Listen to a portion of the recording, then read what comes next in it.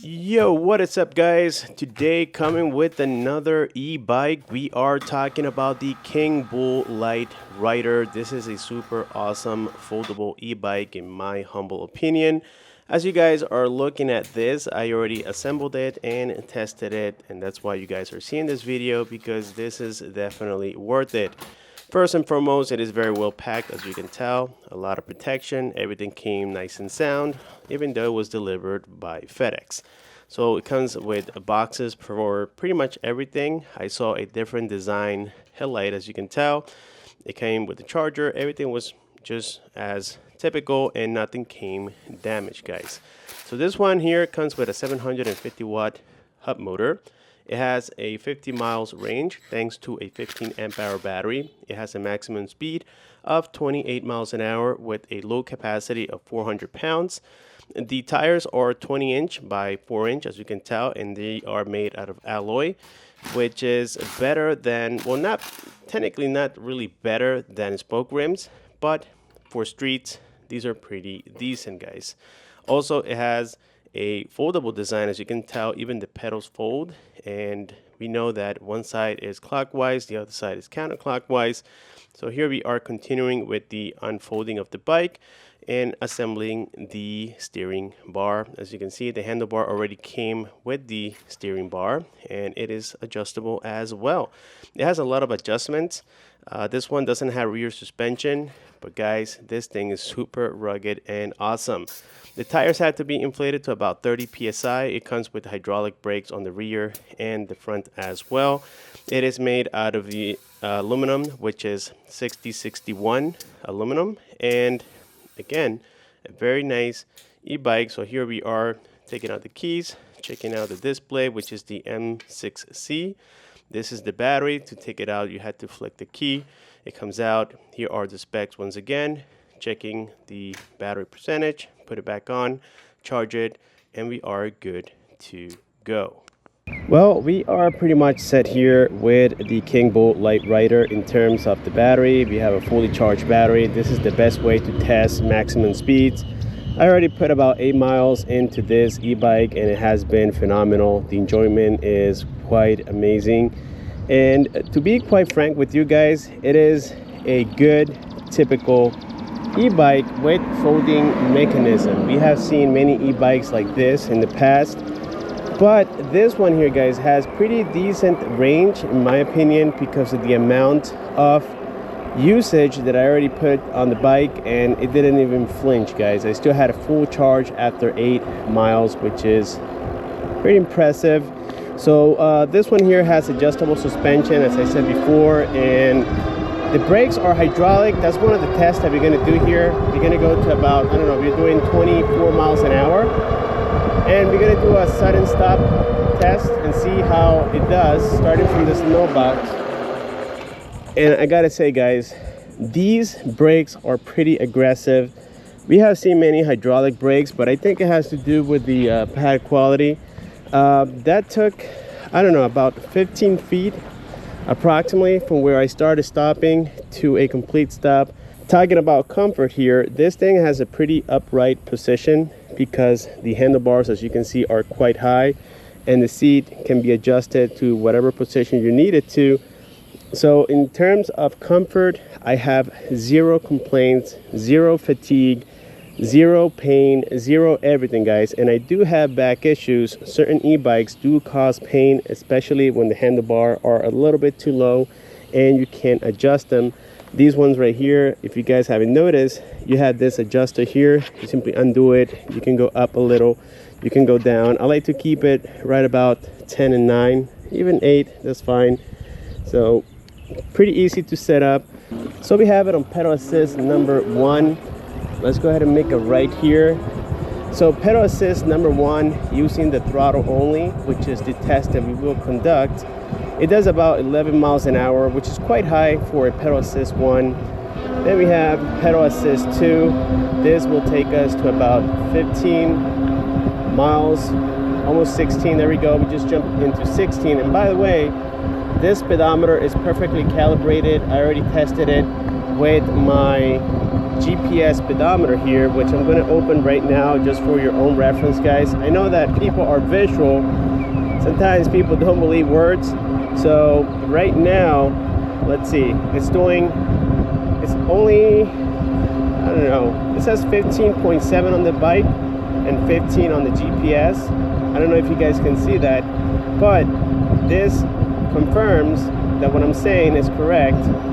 The speedometer is perfectly calibrated. So again, speed 2 will take us up to 15-16 miles an hour. Then of course we have speed 3. This would take us, it seems here, like almost 20 miles. Yep, we did 20.3 miles.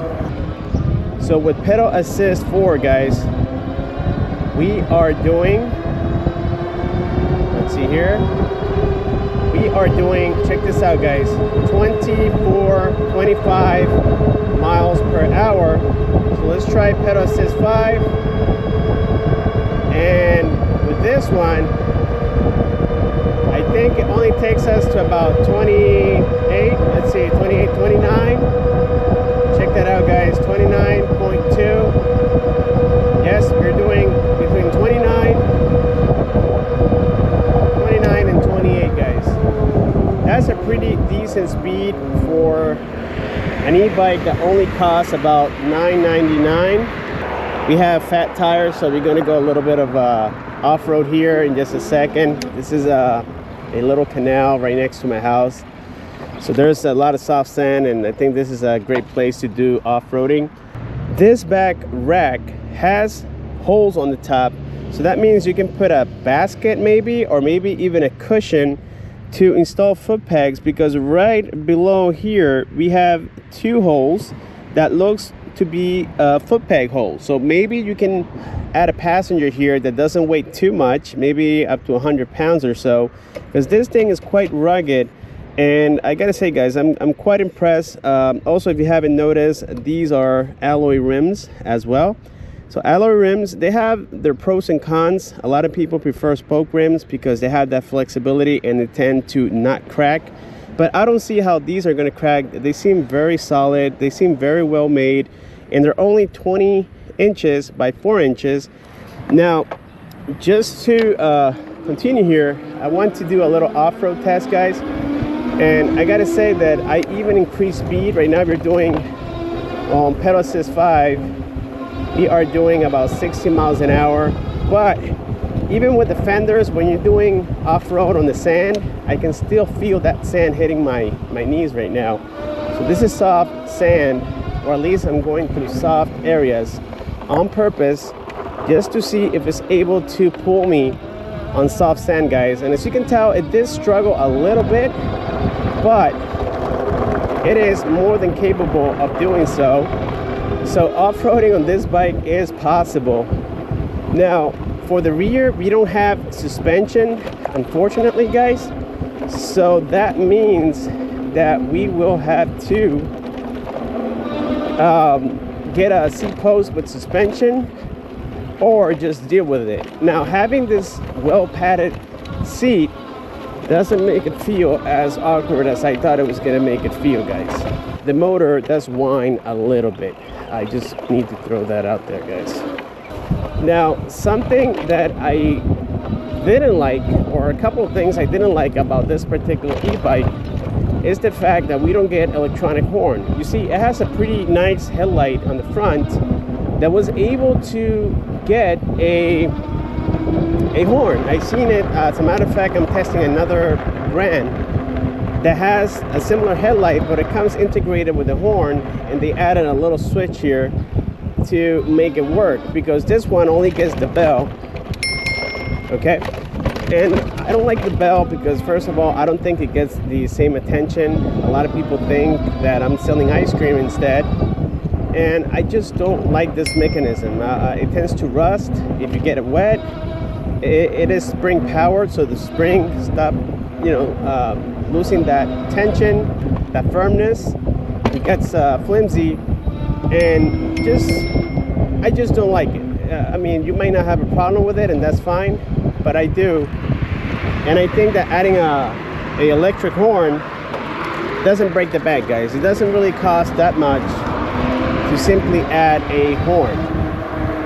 So as we just witnessed, it is capable of doing off-roading, guys. As per the hill climbing, unfortunately right now in this scenario I don't have hills to test it on because I'm quite far from the park.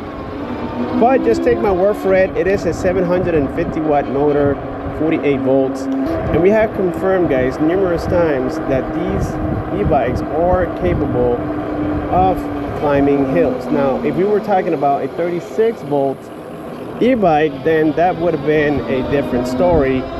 But this is a 48 volts, and based on the power that I'm seeing right now, I can guarantee you guys that it's able to do at least a 15% incline. I love the speed on it. Now, something about the throttle here is that, as you can tell, it doesn't really respond right away. There's a delay. Like right there, you can hear the motor whine. That took a good 2 seconds before it started to react. So right now, as you can tell, I'm moving it, and you can hear the motor whine. Let me let it go once more. Let me twist it. It's not doing anything up until now. As per the Shimano derailleur here, it works as intended. It came perfectly calibrated. When I change the speeds, it does it instantly, no issues there, which is good news. So as per the pedal assist, guys, when you're pedaling, it works as intended, as you can tell. So the throttle and the pedals are going to react the same depending on what pedal assist you have it on. So that's not going to change, guys, which is again quite typical. But I've seen e-bikes to where if you only hit the throttle, then you're gonna get the maximum speed regardless of the pedal assist. And the pedal assist is only for the pedals, but in this case it also works here with the throttle as well, guys. We have added 11 miles into this e-bike. We still have a full bar. Well, we started with 8 miles, so it has been now about 3 miles, and it still has a full charge. And I gotta say, guys, the battery does seem as promised, which is 50 miles. But I always say, if you're gonna ride it hard, and you're a rider like me that weighs about 215 pounds, well, just expect it to go a little bit less. If I get 35 miles in range with this e-bike, I am happy, guys. Another thing worth mentioning here is that the display, this is the model M6C, and now that we have bright daylight, it is about, let's see, it's 2:35 p.m. here in Florida, South Florida. So yes, the sunlight does affect it quite a bit. I have polarized glasses. It doesn't seem to affect the colors, but it is quite dim during the daytime. It doesn't have those punchy colors anymore. So I did turn off the headlights, and it didn't make a difference in terms of brightness. Sometimes when you turn them off, they tend to brighten up a little bit. Well, that's not the case with this display. So if I had a complaint to make, which is another one here, it's going to be the display. It is a little bit dim. As per the folding on this e-bike, it is quite standard, but something I had to give credits here to the company Kingbull is that they made it very rugged, guys. I mean, there's zero play. Once you snap it on place, it doesn't move a millimeter, guys. It is super safe. At least I feel very safe with this particular e-bike. Also, it comes with a handle right about in the middle, so when you do fold it, you can carry it directly from here, and then it has a little shoe, as I call it, here at the bottom, where it allows for it to stand up straight without falling sideways after you have folded. So this is pretty cool, guys. They thought it out. They really designed it well. And so far, apart from the complaints that I already mentioned, which is the fact that we don't have rear suspension, the fact that we don't have electronic horn, and the fact that the display is a little bit dim, well, everything else is just about perfect on this e-bike. Keep in mind that, as I said before, the pedals do fold, and we do have right below the display, it's going to be a little bit hard to see, but I'm going to remove the flap here. Right below it, we do have a USB port for charging purposes. So yes, you can get a phone mount. I do have one, I just forgot to mount it, and you can add a phone and charge it directly from this particular e-bike. Well guys, I think that we have successfully completed here our unboxing, setup, and review of the Kingbull Literider. It is an excellent bike for those of you who are looking for comfort, you are looking for portability. This is going to offer a little bit of both without breaking the bank. At $9.99, this bike is an absolute steal. It is not perfect. I already mentioned some of the complaints that I have, but for the most part, it'll make any consumer out there quite happy. I have almost no complaints except for the ones I already mentioned, such as not having rear suspension, the dim display, and the fact that we don't have electronic horn, but at least we have a bell to ring it around. So the horn might not be such a big of a problem, but the other two might be for some people. But again, every e-bike out there has their flaws, but this one overall is excellent, guys. With this being said, thank you so much for watching. Subscribe, comment, and share. Click on the bell icon so that you don't miss future videos like this. And I'll see you on my next one.